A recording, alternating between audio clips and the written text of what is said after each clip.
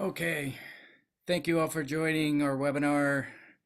Really appreciate really appreciate it. We have a great program today for you. We're going to talk primarily about security awareness training and how it prevents breaches.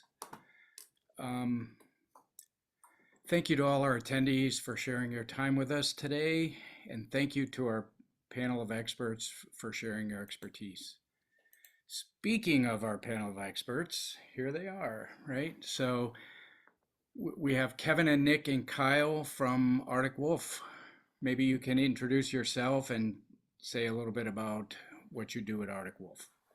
Yeah, thanks for having us, Stephen. And hello to all those who had joined. We are grateful to be here today to talk about cybersecurity and especially cybersecurity awareness, as it is an important part of your security environment. As Stephen mentioned, I'm Kevin Henslin, account executive covering the greater Cleveland area.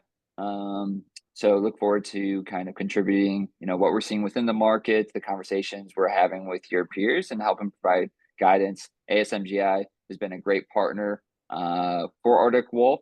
And Stephen, thanks again for having us here. Awesome. Thanks, Kevin.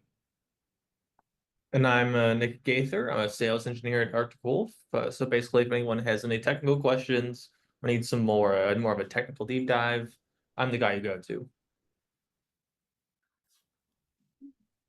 Hi, everybody. My name is Kyle Holder. I am on the inside sales team here at Arctic Wolf.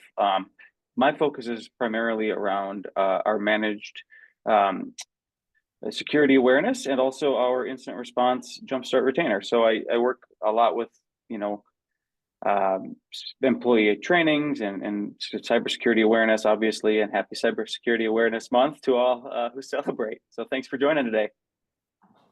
Awesome. Thank you, guys. Thanks for being here, too. So what we're primarily going to talk about today is a brief introduction to ASMGI and to Arctic Wolf. And we'll talk a little, I'll introduce you to security awareness training with some stats.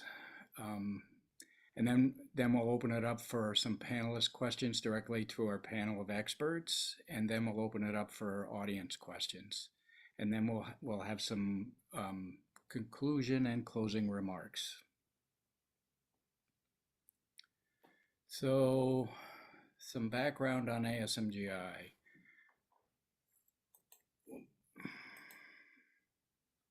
So we're headquartered in Cleveland, Ohio. We have SOCs and or staff around the country at Cleveland, Raleigh, Philadelphia, Trenton, Provo, Utah, Toronto, Canada, Minneapolis, and San Antonio. We have over 700 customers across North America and over 400 managed customers. So those are primarily in the colleges and universities, financial services, healthcare and manufacturing, legal and retail space. ASMGI in general is a consulting, we call ourselves a consulting and full stack technology company. And what we mean by that is we do strategy consulting, OKRs and KPIs, as you know, consulting, cybersecurity operations, managed IT services, and custom applications primarily around.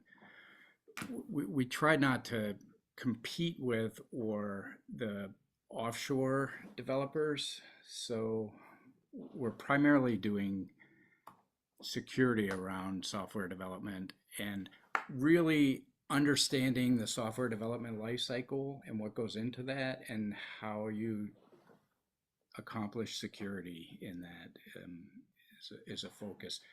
So we think there's an old way of thinking and a new way of thinking, right? The old way we call point solution mindset, and it's characterized by being reactive, focusing on individual things. Like we all know, companies that have focused on control specifically, they implement the first control and then they move on to the second control and they treat it as a project. That's what we mean by focusing on individual things. It's fragmented and inefficient. Ultimately, you could spend a lot and not necessarily get improve outcomes, right? Get the outcome that you're intending to. The new way of thinking we call more of a holistic mindset. It's more proactive. It focuses on total solutions. So we have a saying at ASMGI that a total solution is the program plus the technology plus the operations. In any event, most enterprises leave off the operations when they try to do a total cost of ownership analysis. And we think that's important to consider, right? So program plus technology plus operations, both gap-based and risk-based. Gap-based, so like you do a current state analysis and a future state analysis, and everything in between is the gap, basically. It's risk-based from the perspective of we look at everything as a risk, basically. You end up spending less and improving outcomes more when you use this methodology. Arctic Wolf, there has a platform and a service, managed SOC service, managed detect and response, if you will. So we call that at ASMGI MDR MSOC Plus. And the plus is because like we fill in the gaps, right? I think Arctic Wolf does it, incident response. We also do incident response. But in addition to that, we actually remediate vulnerabilities. So Arctic Wolf does a really good job of identifying vulnerabilities. We'll fix them and remediate them for you. Our philosophy is basically to do it for you. Anywho, Arctic Wolf also has a managed security awareness platform, and it's a managed platform. The benefit, in my opinion, of a managed security awareness training program is you don't have to consider what to pick each month for training, right? Arctic Wolf does that. So anyhow, the principle that I think this is a very good slide, right? So it shows that not all people are by default knowing what to do, how to stop a threat.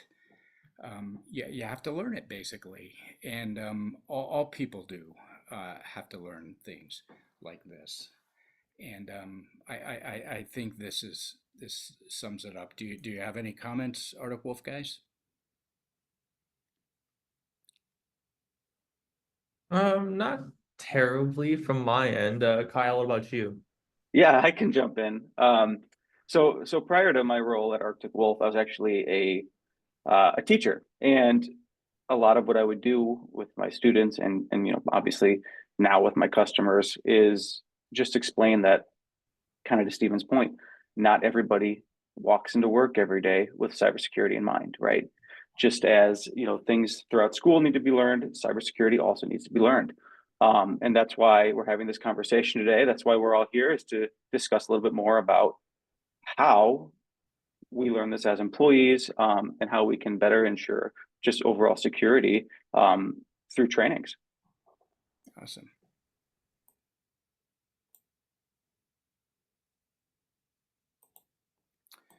So on to stats. I'm going to cover some stats, and you'll have an opportunity to comment on these, Arctic Wolf guys. So the first one is 82% of breaches are the result of human error.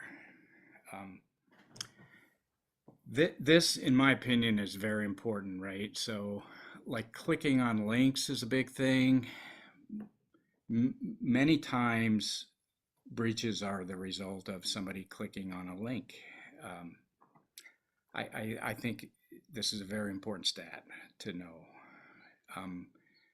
Do you have any comments, guys? Yeah, to your point, and everyone on the call, I'm sure you're aware as well too. A lot of users tend to be the common component to the start of a breach. So ensuring the users are aware of different trends, different topics, immersed in emerging content is key to make sure they're always thinking of cybersecurity and it's top of mind. Back to the previous slide as well too. So yeah, no, we like to speak to the same thing with organizations as well too, is, you know, the data breaches really do kind of start with the human interaction as well too. Awesome. Good point. So the next one I thought was interesting, basically says that user behavior is key. According to our survey, 71% of users said they took a risky behavior, a risky action, right? And almost all of them, like 96%, knew that they took a risky action, right? So I think that's important. So if we look at risky actions, 29% are using devices for using work devices for personal activities. I think we've all done that at some point. I'm not sure, but we all use work devices for personal activities. Reuse or sharing a password. 26% connecting without using a VPN at a public place. So sometimes I actually do this, right? So like when I'm at a hotel, I know it's a public place. I know I shouldn't connect, but when I'm at the airport, I just connect on the airport network because it's easy, right? And most users do whatever's easiest. 24% respond to a message without knowing who the sender is, right? I don't know how many times or if you've ever done this, but anyway, 20% is 1 in 5 people. So that's pretty high. This is about, it's a little bit of a before and after. So mass mailing, phishing emails, before is 23% of people would know how to respond accordingly. After, 68%. It's big jump, right? So before and after. Targeted emails, social media, and web scams. There are a lot of those going on right now, like we're about to enter shopping, the holiday season. So online shopping is pretty important, right? So there'll be a lot of scams around that. Anyway, being able to identify these things is critically important. So time allocated to security awareness training each year, the majority of companies allocate 1 to 2 hours. Anyway, frequency of security training, like the majority of people do it monthly. Some do it more often than that, but 38% do it monthly. So this is directly from Arctic Wolf. Thank you for this. But what we know is that people forget 80% of what they've learned in less than a month. And I think that's important to consider as you're looking at security awareness training. Do any of you have any comments? I'll jump in again, just kind of hearkening back to what I was explaining before with teaching. You know, it's all about practice, right? It's about, practice makes perfect. Repetition is key. We're actually at a stage right now where it's a little paradoxical, right? Because people, they know that these attempts are happening, right? To Steve's point, 90% of people knew that they were doing something maybe that they shouldn't be doing on their device. They're doing it anyway. We're all we come into this training today knowing what phishing attempts are. We read about it in the news, and yet it's happening at a rate that's so prevalent that it's almost becoming hard to uh, discern what is real and what's not. In regards to what's coming through your inbox, those phone calls that you're getting. To Steve's point, Black Friday sales coming up. Click here for 10% off. Don't click it. Essentially just don't click it unless you can absolutely be sure and verify that it's coming from a verifiable source. But bad actors are savvy. They know what they're doing. They know it's a lot easier to trick somebody into providing their credentials than it is to strong arm their way into an environment, right? So again, we're here to just reinforce the idea that practice is really what's required in order to create that human firewall that Steve alluded to earlier. Because we know that not only is it important for your company, your organization, your place of work, but also in your personal lives as well. Social media, going to a sporting event and scanning a QR code for parking, right? All of these are different ways that bad actors can actually get into your environment, access your credentials. Next thing you know, you come into work and your email's been compromised, right? And so we want to avoid that by keeping it top of mind, by trying to eliminate those barriers that folks have when they're thinking about cybersecurity. And again, that just comes back to repetition and more practice. So, quick story, Kyle. ASMGI is very good at identifying scam attempts. And recently, we've had a lot of people say that they're somebody that they're not. And you go look at the website, and the website in the email is one letter off. And it's very difficult to find one letter URLs or websites. It's very difficult to find one letter off.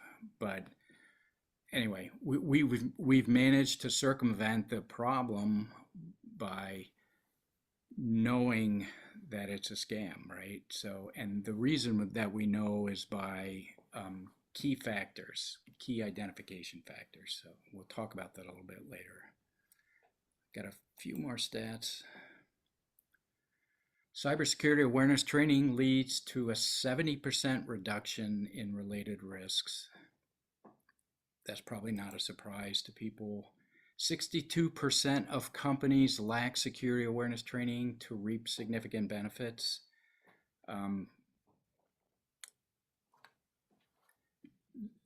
This one's may be more, people may be more unaware of, but the result is that 62% of companies are not doing training right. And we see that all the time, right? 90% phishing scams,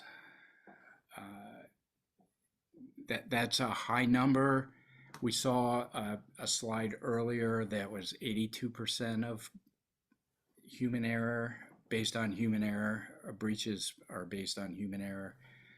This one says 90% are phishing scams. So it's very difficult. The results of some tests may be a little bit different based on that, but 43% assess the risk of breaches involving high impact information is very high. 71% expect breaches will increase the risk. 80% believe data breach could be catastrophic for the organization. That I think is true, right? Most organizations think a data breach could be catastrophic to their organization. 27, this is the one that really got me. 27 billion URLs, billion with a B, right? 24%, 1 in 4 of those, that's about 7 billion, again with a B, 7 billion URLs are faulty, right? Are crafted or something different about them, are trying to scam you.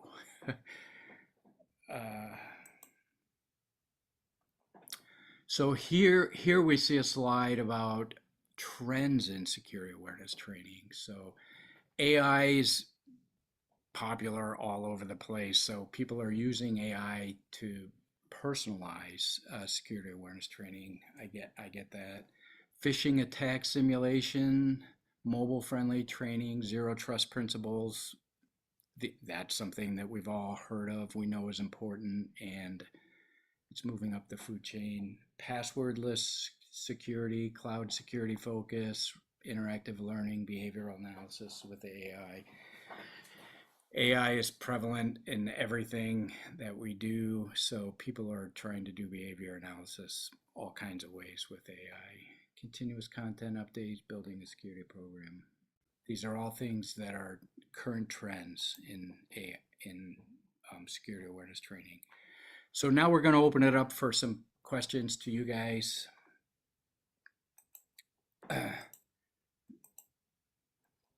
So what are some common use places of your platform?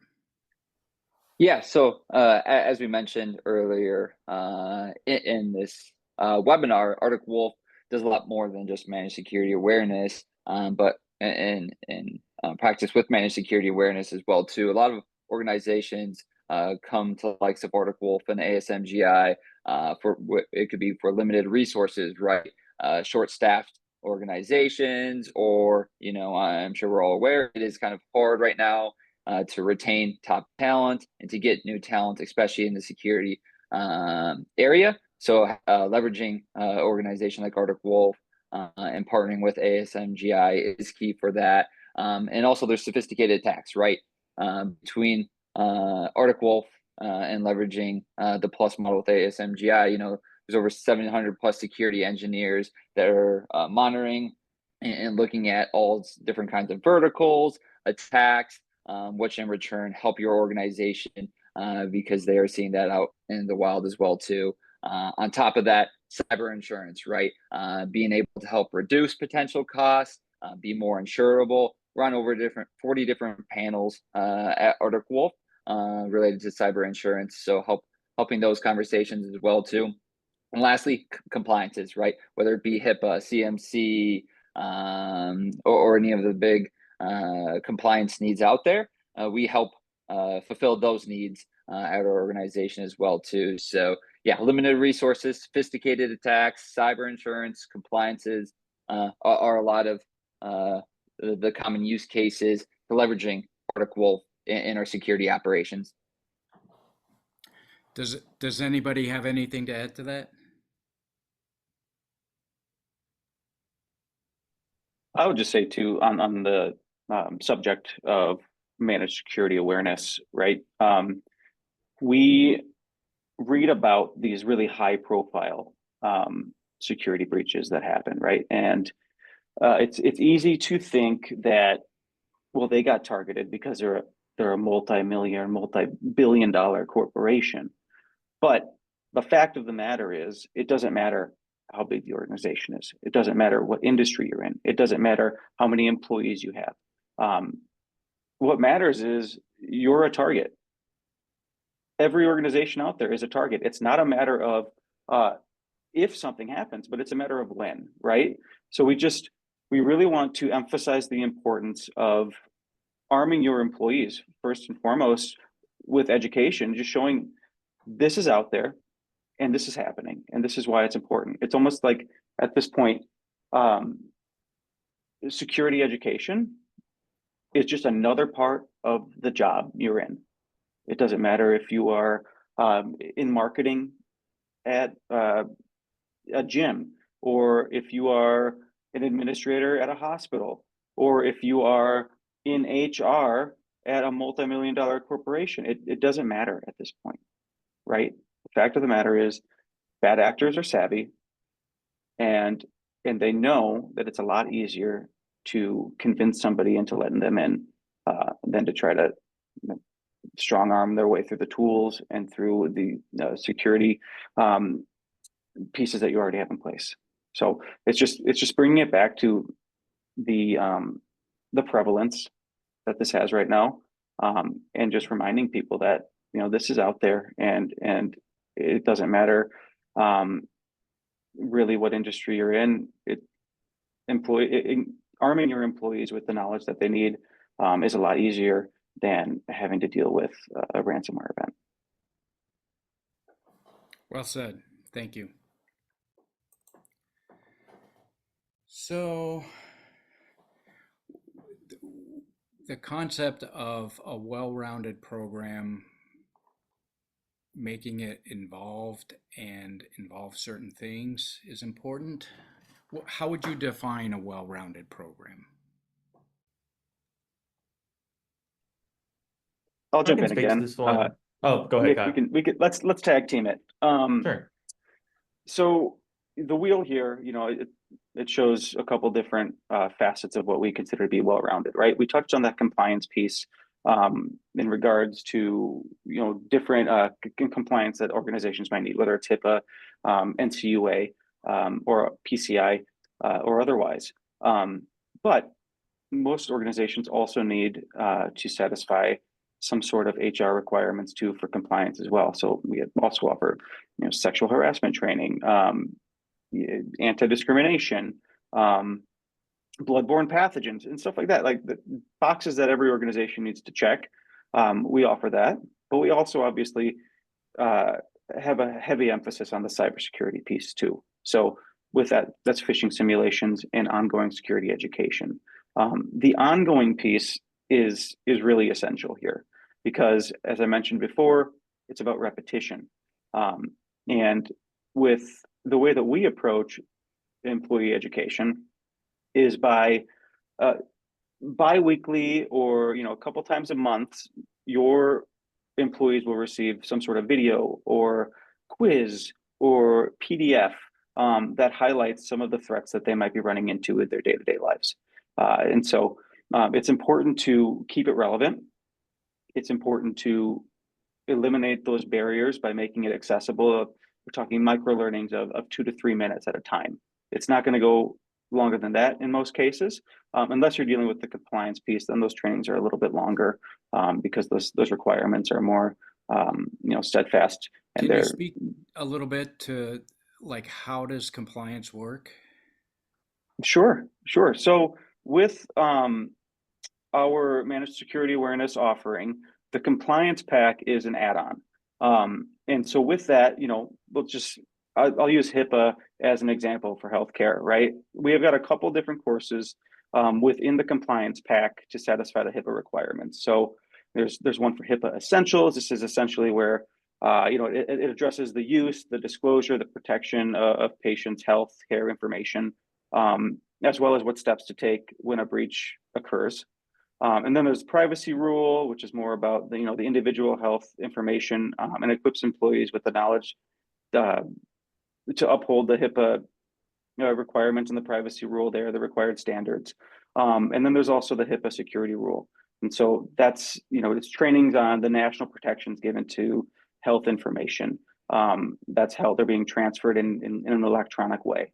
And so within each of those different, we'll call them segments or section of the healthcare compliance, there's a course outline that you would be offered as well. So, HIPAA Essentials, for example, would get like an introduction to HIPAA.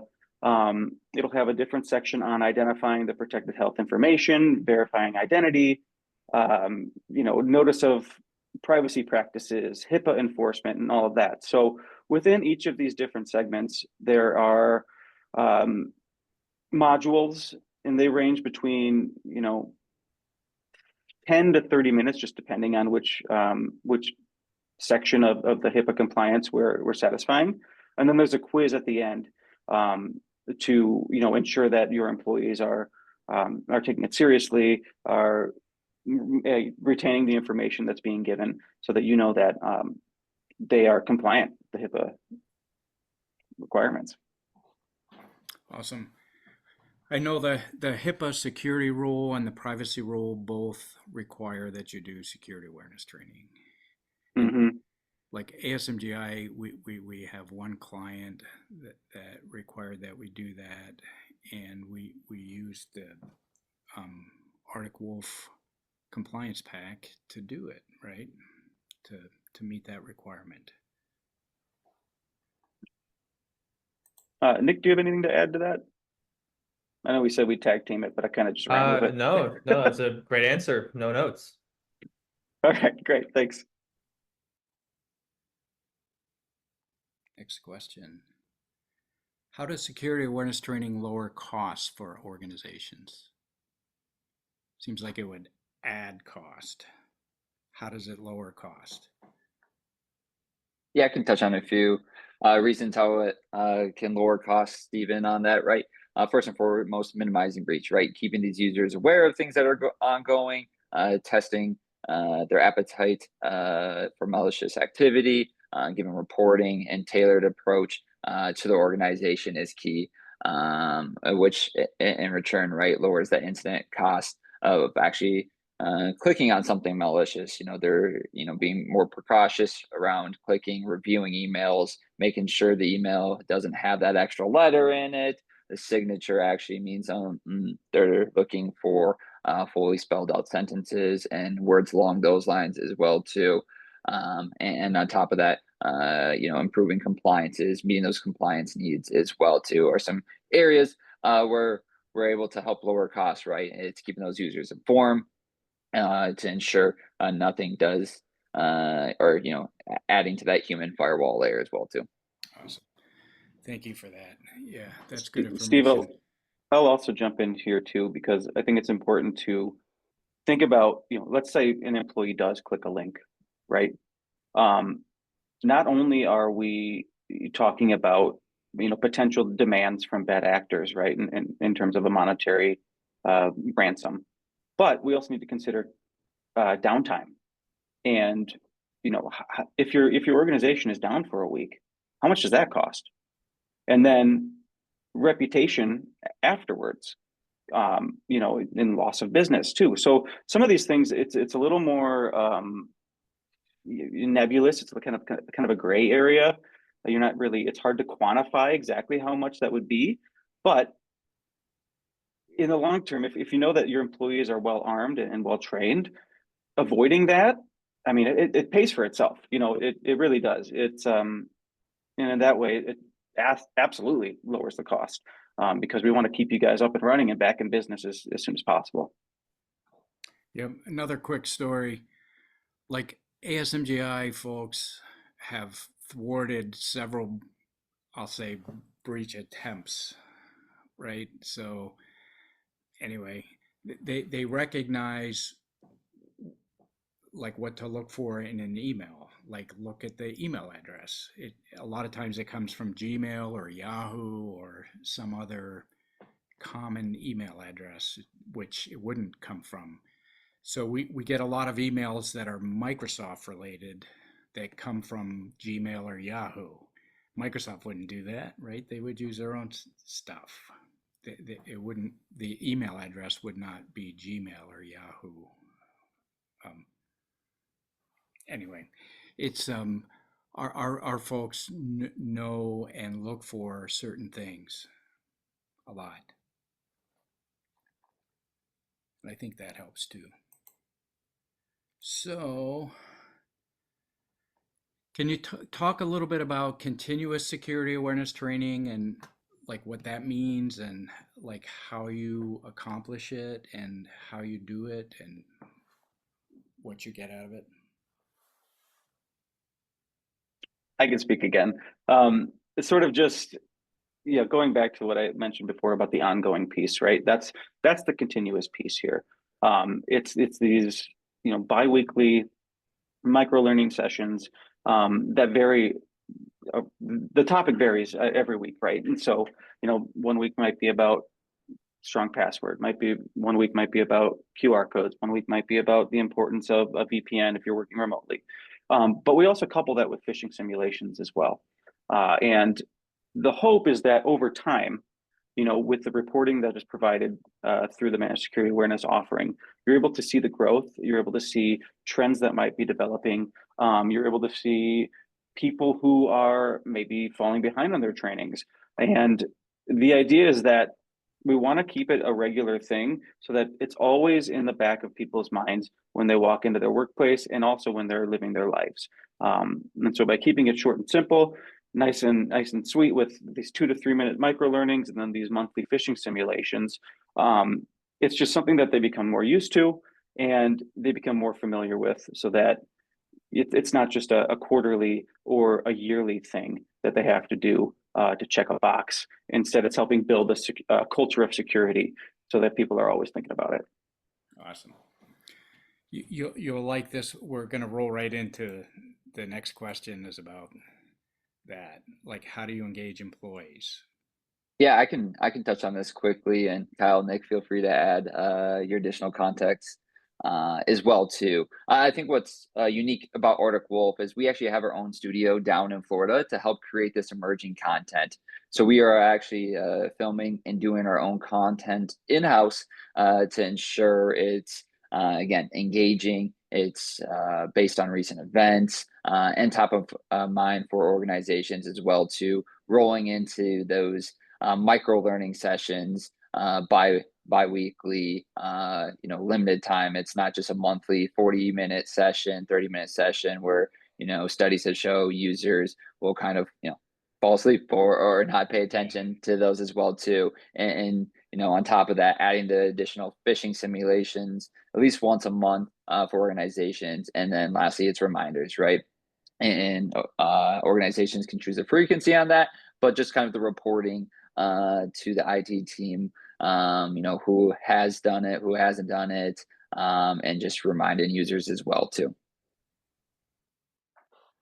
Yeah, I'll awesome, also Kevin. say, I'm going to say one more thing too. Because it's fully managed, first of all, and because we have that team that's always creating this content, if kind of like to Kevin's point, if somebody does click a malicious link that is, it's part of our phishing simulation, right? But they'll also get that immediate education, but then you'll also be able to see a list of people who have clicked that link. And then again, those who have completed that remediation too. And so hopefully it's a lot less hunting people down on your end to make sure that they're doing what they need to be doing and completing what they need to be completing.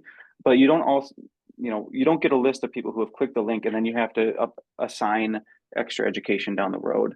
They're immediately redirected, which I think, again, is just something that we really want to hammer down because it's such an important thing to have that reinforcement right away, knowing exactly what they did with that email.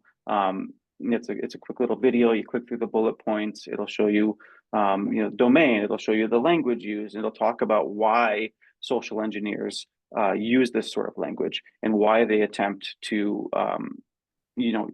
disguise themselves as the organization and how they do so as well. So just another thing, just wanted to reiterate that immediate remediation point because I think that's very important. Awesome. And I think I remember the time when we used to create 1 hour PowerPoints and all security awareness training was done on that medium, right? So now it's micro learning, 3 minutes or less. Videos are popular. So I just wanted to throw that out there too.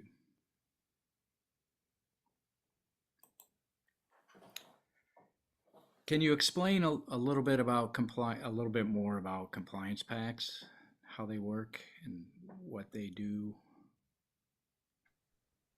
Yeah, so as mentioned, I kind of went into detail with the HIPAA, so I won't do that again, but we also have the PCI for finance. We have, like it says FERPA, we've got anti-discrimination. We also do NCUA for credit unions, FDIC. So just depending on the organization and the compliance requirements, we can satisfy that because we work with so many different organizations across different segment, across different, what am I trying to say? Banks, healthcare. Verticals. Thank you. Yeah, verticals. And then Kevin also just typed in the chat here a pretty good reminder too that you also have access to the concierge security team. So if you got questions about certain compliance issues or compliance needs, you're guided in the right way by them, and they assist you with assigning certain groups within the organization to satisfy all the requirements, whether it's HR, finance, and whatnot. You can also break it down by role as well. Awesome. Thank you. We're going to open it up for audience questions. We've got a few of them.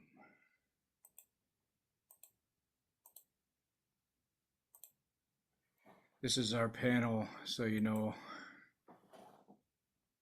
So audience questions. Who owns security awareness training?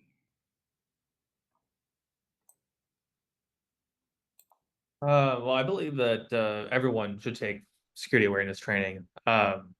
Anyone from uh, the intern to the CEO should be taking training, because you would think that, you know, the CEO wouldn't get targeted, or maybe the intern wouldn't get targeted because they don't know anything. They're the intern.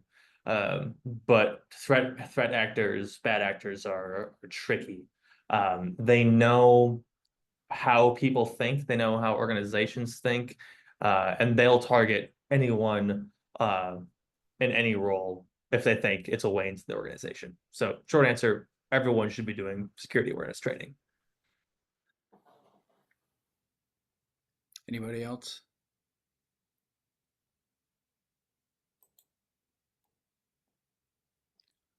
Who should participate in security awareness training? I hate to say the answer is easy, but right, I assume we all agree everyone should be able or should participate in security awareness, no matter your role within the organization. Threat actors are looking to get in any way possible. So again, securing your users, no matter the role, responsibility, how much they leverage their computer technology. It's important that everyone within an organization is aware of different trends, able to spot phishing simulations, and security is top of mind. So at the end of the day, it should be everyone. Awesome. Yeah, I think that's true. Yeah. Who owns security awareness training? Like, which department owns it? Generally, it's usually the IT teams or the security teams, if you have it, that own the security training. But with Arctic Wolf security training, it's all managed for you. So you could argue that Arctic Wolf owns that training, but Kevin or Kyle might have a different answer there. Yeah, I mean, essentially, it's whoever has access to the dashboard, right? In conjunction with Arctic Wolf. So we have that concierge security team. We'll work with Steve and team. Like it's a team approach, right? Because we want to make sure that every organization is getting what they need, first of all, but also that we're answering any questions that they have. So sometimes it is the IT director, sometimes it is HR. It's just depending on the size of the organization, how big the teams are. But ultimately, whoever has access to that dashboard, whoever's adding, users, taking away users, keeping tabs on, when they want these trainings to be rolled out, pausing, skipping, all of that stuff. Whoever wants to get in there and dive a little deeper, I would say more, like to Nick's point, more often than not, it is the IT department, but not every organization has, a structured IT department. So we're flexible. We will work with whomever. And again, it's a team approach between Arctic Wolf, ASMGI, and the organization. Awesome. How often should security awareness training be conducted? I think we're going the same way there, Kyle. Yeah. And hate to reiterate and repeat ourselves what we mentioned today, but at the end of the day, we think it should be at least monthly. Based on our studies and our organization and our expertise, we think the micro learning sessions of biweekly are advantageous to keep in mind. Again, continuous education, ongoing learning, top of mind is always important. The stat you showed earlier in the presentation, right? 80% of people forget, what happens within a month. So again, just trying to keep it top of mind, ensure that they are always cautious is key. Yeah, but there is a delicate balance too, right? Because you don't want to overdo it and get to a point where people are like, oh, this thing again, and start skipping it, right? And so, we don't necessarily recommend every week. If you know that your organization is all in on it, I mean, hey, go ahead, and knock yourself out. But like Kevin said, that biweekly seems to be that nice middle ground where It's not, you know, it's too not too often, not too hot, not too cold, right? But just right. Awesome. What topics are typically covered? Any and all of them relating to security. But again, to Kevin's point too, we have this production studio that is creating these videos for us, because you know, the other reality is that the security landscape and the tactics that are used by bad actors is always changing, right? So we feel like it's really important to be able to keep up with that, you know, provide training that's relevant. What we had relevant during COVID, right, and where everyone's working remotely, it's kind of like this new thing. We saw so many social engineering attempts, just knowing that people were kind of rogue, right? Like doing their own thing. They're using their work devices at home. Some of them are on their apartment Wi-Fi, and it's just like, before you know it, we're like, okay, we really need to adjust how we're attacking this, right? Because the landscape has changed. And so, you know, obviously different passwords are important, right? But people know that this is that, or should know that that's an important thing by this point. But the QR code thing, that's a new thing after COVID. Again, you go to a restaurant, you sit down, it's like, well, where's the menu? No, you scan the QR code. Ask for a menu, maybe. You know, it's like, it's one of those things where unless you can absolutely verify that it's a safe QR code, or a safe thing that the organization is asking you to do, then don't do it. But these things change all the time. So we try to change it up, not only to get people involved and invested and interested, right? Because you don't want to training about a strong password every 2 weeks. You want it changed up.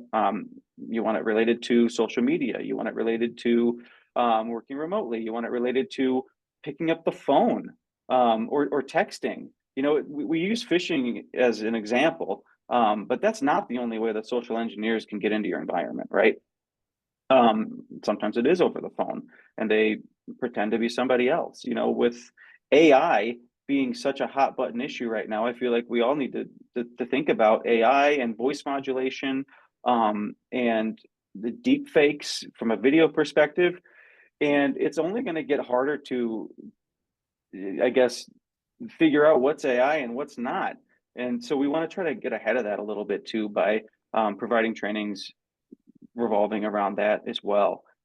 So we cover a vast variety of different topics, and I think that is the best approach, because you know, you want to keep it And fresh I'll and say relevant. from experience, like we're entering the online shopping season, and that there'll be more security training on that.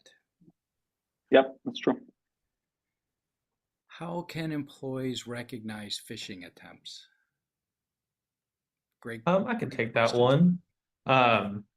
So there's a number of different ways. So my old job was, I was an analyst, and part of my job was going through people who had reported phishing. And the most common one I see is either receipts for purchases that you didn't make, or timely emails, you know, please click this link at your earliest convenience types of things. But also frequent misspellings. I know we're all human, none of us are perfect. We all misspell in our emails. But if there's an egregious amount of misspelling, that could be a red flag. And ultimately, if you think an email is phishing, if you see any of those signs, this is not a comprehensive list by any means.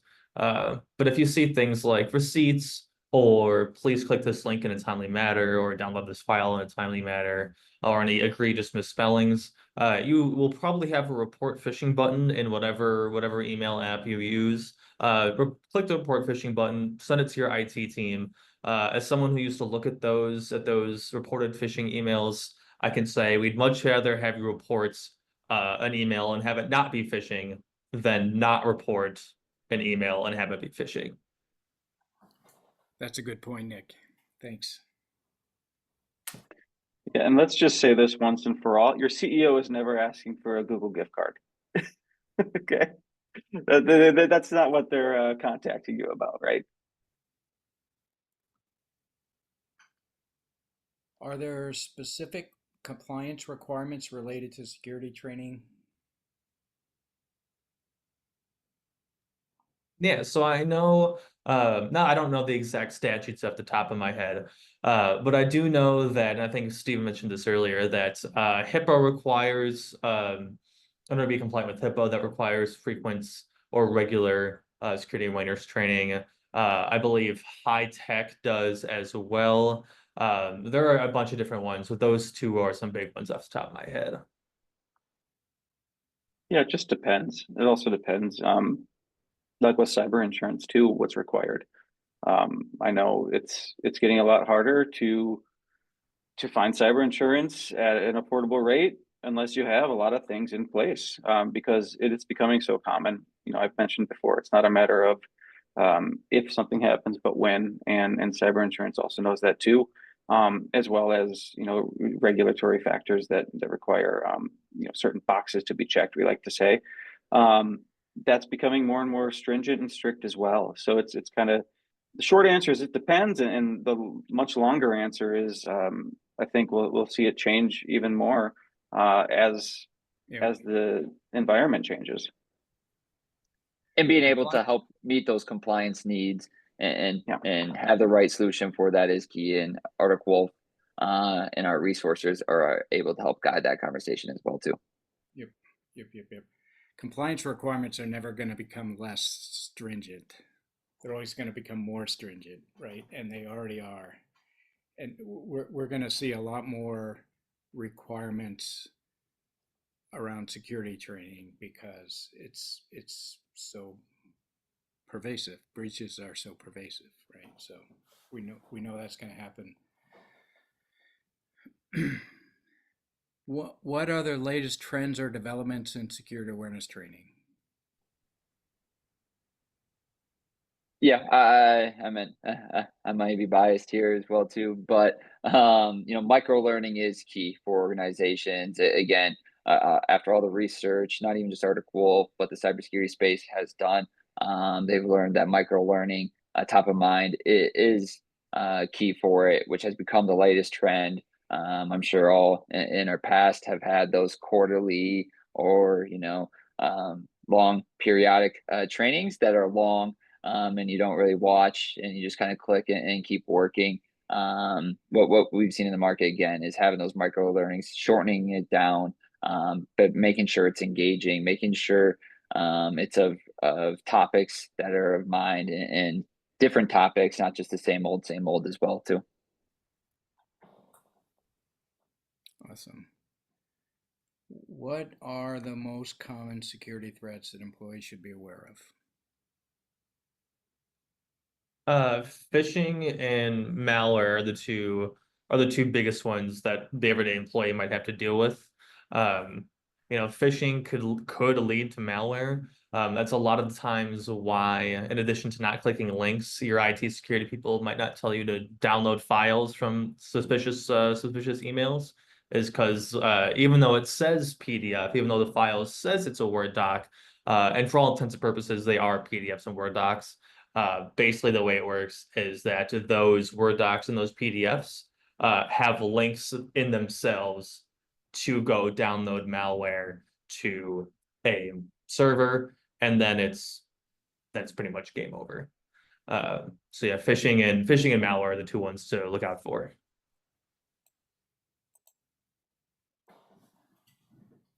Yeah, good comments. Thank you guys. Does anybody else have any other comments, additional comments?